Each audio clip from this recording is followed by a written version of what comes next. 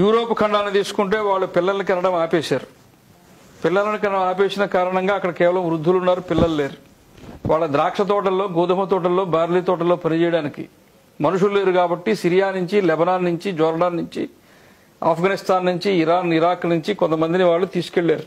ఎంతమందిని తీసుకెళ్లారంటే వాళ్ళ దేశ జనాభా ఎంత ఉన్నారో సరిసమానంగా తీసుకెళ్లారు. తీసుకెళ్లిన తర్వాత అక్కడ ఏం ఉద్యమం వచ్చింది? ఈ దేశంలో షరియత్ లా కావాలి ఉద్యమం వచ్చింది.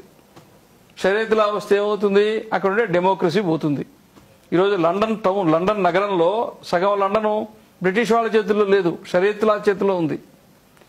కాబట్టి ప్రపంచంలో ముస్లిం మనస్తత్వము, ముస్లిం భావజాలము, ముస్లిం మత సిద్ధాంతము వాళ్ళు ఎక్కడున్నా షరియత్తు ప్రకారమే దేశం నడవాలని కోరుకుంటారు.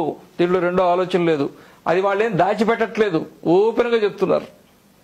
ఇదే హైదరాబాద్లో ఉండేటువంటి రాజకీయ నాయకులు కూడా ఇద్దరే, ఒక ఎమ్మెల్యే ఒక ఎంపీ ఉన్నారు, అన్నదమ్ములు. వాళ్ళు స్పష్టంగా చెప్తున్నారు, హిందువులు మెజారిటీగా ఉన్నారు కాబట్టి రామజన్మభూమి ఉద్యమం, కాశీ ఉద్యమం ఇవన్నీ మాట్లాడుతున్నారు. ఒక్కసారి మేము మెజారిటీలోకి వస్తే ఈ దేశంలో సెక్యులరిజం ఉండదు. వాళ్ళని దాచిపెట్టుకున్నారా? వాళ్ళ నిజాయితీకి జోహార్లు అంతే. నిజంగా చెప్తున్నారు వాళ్ళు, మేము అధిక సంఖ్యాకులం అయితే ఈ దేశంలో సెక్యులరిజం ఉండదు. అంత ఓపెన్గా వాళ్ళు చెప్తున్నారు కాబట్టి వాళ్ళు అధిక సంఖ్యాకులు కాకూడదు. వాళ్ళు అధిక సంఖ్యాకులు అయితే ఏమవుతుంది? మాకు ప్రమాదం, వాళ్ళకు కూడా ప్రమాదం. ఎందుకని? కేవలం ముస్లింలే ఉండే దేశంలో ముస్లింలు సుఖంగా ఉన్నారా? పాకిస్తాన్లో సుఖం లేదు, బంగ్లాదేశ్లో సుఖం లేదు, ఇండోనేషియాలో సుఖం లేదు, లెబనాన్, జోర్డాన్, ఇరాన్, ఇరాక్ ఏ దేశం తీసుకున్నా వాళ్ళు సుఖంగా లేరు. వేరే వాళ్ళు ఉంటే వాళ్ళని కొడతారు, ఎవరు లేదే వాళ్ళు కొట్టుకుంటారు. కాబట్టి కలిపి జీవింపజేసేటువంటి ఒక జీవన విధానము వాళ్ళ మతము వాళ్ళకి ఇవ్వలేకపోయింది. ఇది వాస్తవం. అందుకనే ఈ దేశం సెక్యులర్గా ఉండాలంటే హిందువులు మెజారిటీగా ఉండాలా? ఈ దేశం నుంచే విడిపోయిన బంగ్లాదేశ్ ఎందుకు సెక్యులర్గా లేదు? ఈ దేశం నుంచి విడిపోయిన పాకిస్తాన్ ఎందుకు సెక్యులర్గా లేదు? అది మేము చెప్పేది. ఇక్కడ హిందువులు మెజారిటీగా ఉన్నారు కాబట్టి మీరు ఇంత మాట్లాడుతున్నారు. ఈ దేశంలో మాట్లాడే రాజకీయ కొద్దిగా లాహోర్ పోయి మాట్లాడమనండి, కొద్దిగా ఢాకాకు పోయి మాట్లాడమనండి. ఢాకా ఎందుకు కలకత్తాకు పోయి మాట్లాడలేకపోతున్నాం? ఈరోజు బెంగాల్లో జరుగుతున్న హిందువులంతా ఇళ్ళు వదిలిపెట్టి పారిపోతున్నారు కాశ్మీర్ లాగా. ఎవరు మాట్లాడరు దాని గురించి? హిందువుల అమ్మాయిలను బలాత్కారం చేస్తే కేసు పెట్టరు, పోలీసులు కొడితిరి, రాజకీయ నాయకులు కొడితిరి, ముస్లింలు కొడితిరి, హిందువులు ఎక్కడ బతకాలా? కాబట్టి హిందూ సమాజము ఎవరికి, మేము అబ్దుల్ కలాం మార్గదర్శనంలో ఉంటామండి. అబ్దుల్ కలాం గారు ఖరగ్పూర్ ఐఐటీలో మాట్లాడుతూ 5000 సంవత్సరాల సుదీర్ఘమైన సంస్కృతి నాగరికత కలిగిన భారతదేశము తెలివిలో కానీ, మేధస్సులో కానీ, శౌర్యము ప్రతాపంలో కానీ అన్నింటిలో ప్రపంచంలో అగ్రగామిగా ఉండేటువంటి భారతదేశం ఈ 5000 సంవత్సరాల్లో ప్రపంచంలో ఏ దేశం మీద ఎందుకు దండయాత్ర చేయలేదనేది నాకు అర్థం కావట్లేదు చెప్పారు ఆయన. అది మన దేశ చరిత్ర. ఎందుకు దాడి చేయలేదంటే మేము క్రూసైడ్ చేయలే, మేము జిహాదీ చేయలే. అవి రెండు ఈ దేశ సిద్ధాంతం కాదు. మేము బాగున్నాం, మీరు బాగుండాలనుకున్నాం, వచ్చిన వాళ్ళందరినీ కలుపుకున్నాం, అన్నం పెట్టి పోషించాం. ఇప్పుడు అటువంటి వాళ్ళని మమ్మల్ని బ్లేమ్ చేస్తున్నారు. హిందువులు మతోన్మాదులా? ఈ దేవుడిని పూజిస్తే తప్ప నువ్వు నరకానికి పోతావని చెప్పాడు సెక్యులర్. నువ్వు ఏ దేవుడినైనా పూజించుకోవాలని చెప్పాడు మతోన్మాదే. ఇక్కడ హిందువులు మతోన్మాదం ఒక భాగం అయితే, హిందువుల్లో ఈ మధ్య కాలంలో పెరిగిన అతివాద శక్తులు, నేను హిందూ మతం గురించి మాట్లాడలేదు, హిందూ మతంలో ఎక్కువగా పెరిగిన అతివాద శక్తుల మూలంగా ఈ హిందువులకి ఈ రకమైనటువంటి అపప్రద వస్తుంది అనేది నా అభిప్రాయం. అతివాదం కాదండి, ఆవేదన. అది అతివాదం కాదు, ఆవేదన. ఒక గ్రామంలో 100 కుటుంబాలు హిందువులు ఉన్నారు. ఆ ఊర్లో క్రిస్టియన్ మిషనరీస్ వస్తున్నారు, 4 కుటుంబాలు మారుస్తున్నారు. మార్చి ఏం చేస్తున్నారు? మొగుడు పెళ్ళాన్ని విడదీస్తున్నారు, తల్లిదండ్రులను బిడ్డల నుంచి విడదీస్తున్నారు. ఇక్కడ హైదరాబాద్లో చదువుకోవడానికి కాలేజీకి వస్తే ఆ అమ్మాయి నన్నుగా మార్చేసి తీసుకెళ్లిపోతున్నారు. మీరే చూశారు, పశ్చిమ గోదావరి జిల్లా ఒక పాస్టరు 28 మంది అమ్మాయిల దగ్గర ఉంచుకున్నారు. పిలిచిన అమ్మ దగ్గరికి పోవట్లేదు. ఏం జరుగుతుంది అక్కడ? ఆ తల్లిదండ్రులకు బాధ ఉండదా? దాని మీద ఎవరైతే ఆవేదన మాట్లాడుతున్నారో వాళ్ళు ఏమంటున్నారు? ఈ రకంగా వాళ్ళు తీవ్రంగా మాట్లాడుతున్నారు అంటున్నారు. అసలు మేముగా ఉంటే ఏ గ్రామంలో గొడవ వచ్చిందండి?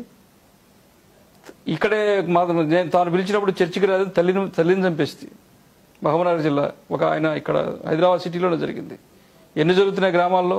తేలికుడితే ప్రార్థన చేస్తానంటే వాడు చచ్చిపోయా, పాము కడితే ప్రార్థన చేస్తాడు వాడు చచ్చిపోయా. జనాన్ని చంపుతున్నారు. ఒక్క కేసు రిజిస్టర్ అయిందా? ఒక్కడు మాట్లాడుతున్నాడా? వీళ్ళందరూ మళ్ళీ రాజకీయ నాయకులు పోతారు. ప్రతి ఎమ్మెల్యే, ప్రతి ఎంపీ వాళ్ళకి సపోర్ట్ చేస్తున్నారు. పూర్ణానంద స్వామీజీ ఆయన్ని మన విశాఖపట్నంలో 2008 ఆ ప్రాంతంలో పాపం ఆయన బట్టలు ఓడదీసి నడి రోడ్లో కొట్టారు. క్రైస్తవులు కొట్టారు, లిటరల్లీ క్రైస్తవులు కొడితే ఒక మంచి పెద్ద ఛానల్ TV9లో అది లైవ్ ఇచ్చారు కొడుతూ ఉంటే. ఒక మనిషిని నడి రోడ్లో ఎందుకు కొట్టారండి? ఏదో అలిగేషన్ పెట్టి కొట్టారు నడి రోడ్డు మీద, బట్టలోడు తీసి. కేసు పెట్టరండి, కనీసం కేసు రిజిస్టర్ కాలేదు. అందుకు బాధ మాకు. మేము ఏమీ చేయకపోతే నిన్న కుక్కటిపల్లిలో ఏదో జరిగితే మా ఆడవాళ్ళ చేతులు పట్టుకోలేక కేసు పెడితే ఎత్తి లోపల పారేస్తారు.